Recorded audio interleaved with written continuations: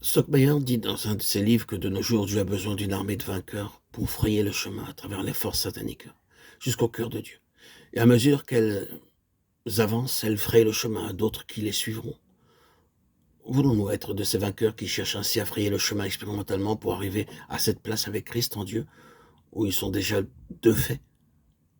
Le but du diable est de nous retenir dans la sphère terrestre, essayant d'occuper nos pensées des effets visibles, au lieu de nous occuper des causes invisibles.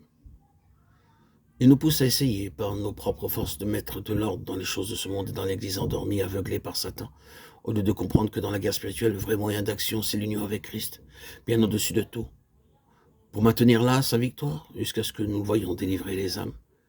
Si nous savions faire cela pour les églises, si nous savions frayer le chemin par l'Esprit jusqu'au Dieu céleste et nous maintenir dans cette place de victoire, et voir le Seigneur libérer les âmes, quel changement, quel progrès nous verrions se réaliser rapidement. Le Seigneur ressuscité vous appelle à partager son trône. Il dit, voici une place près de moi. Je vous donne ce message de sa part. Puisse-t-il pénétrer dans votre cœur? Voulez-vous l'écouter? Quittez donc votre demeure terrestre. Si l'on vous chasse de vos églises, il y a une place auprès de lui. Si vos amis vous rejettent, il y a une place auprès de lui.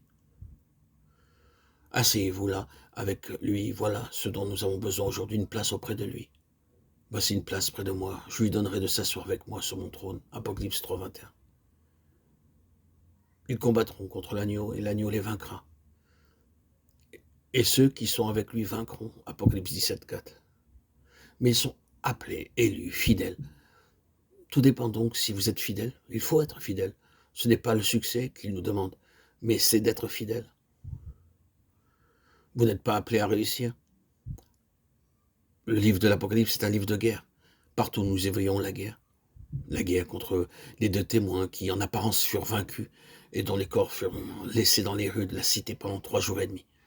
Alors que tous les habitants de la terre se réjouissaient parce qu'ils pensaient être débarrassés d'eux. Cependant, l'heure vint où les deux témoins montèrent au ciel à la vue de leurs ennemis. C'est la guerre. Guerre contre l'agneau, guerre contre l'Église. Lisez Apocalypse 3, 21 et vous comprendrez le secret de la victoire. Lisez tout le livre de l'Apocalypse. Prenez le temps,